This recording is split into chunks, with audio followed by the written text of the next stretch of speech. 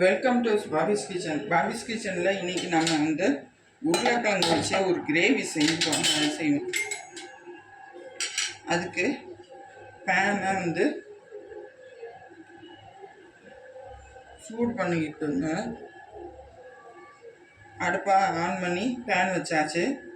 Pan சூடாகட்டும். இப்போ 4 teaspoon எண்ணெயை ஊற்றிக்கணும்.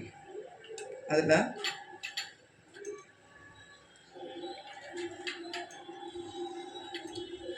ஒரு துண்டு பட்டை, 2 துண்டு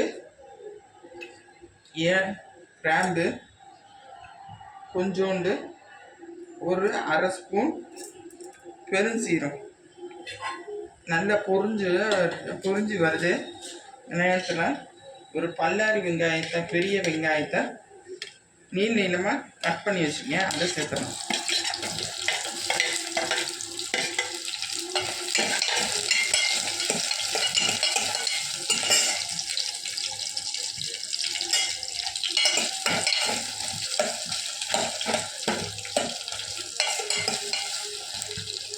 சின்ன தக்காளியை சேர்த்துக்கலாம், வெட்டி வச்சு.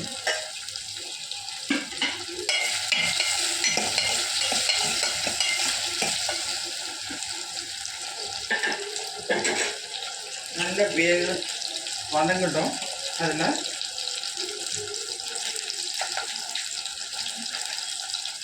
கொஞ்சோண்டு கல்லுப்பு இல்லைன்னா தூள் உப்பு கூட சேர்த்துக்கலாம். அதில்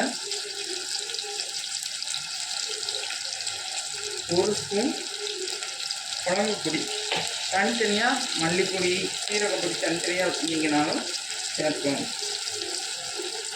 கரம் மசாலா பிடிச்சவங்க சேர்த்துக்கோங்க. அரை ஸ்பூன் மட்டும் தான் சேர்த்துக்கணும். கொஞ்சோண்டு மஞ்சள் பொடி,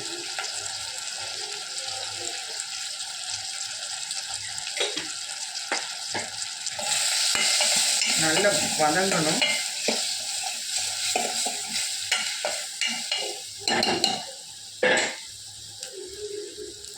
தக்காளி நல்லா வதங்கிடுச்சு.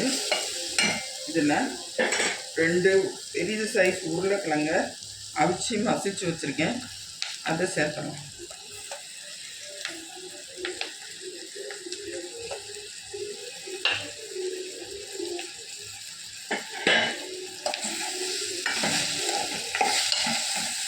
இப்போ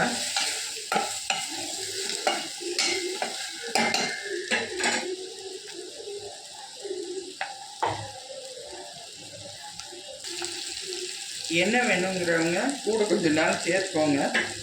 1 ஸ்பூன் சேர்த்துருக்கேன். இதில்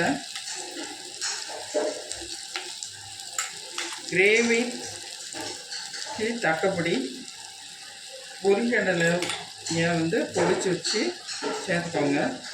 நான் ஒரு 4 ஸ்பூன் சேர்க்குறேன்.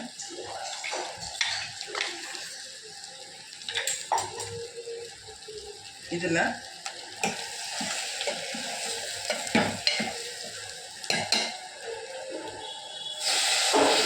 கொஞ்சோண்டு தண்ணி ஊற்றிக்கோங்க. 1 டம்ளர் அளவு வேணுங்கிறதுக்கு தக்கபடி சேர்த்துக்கோங்க.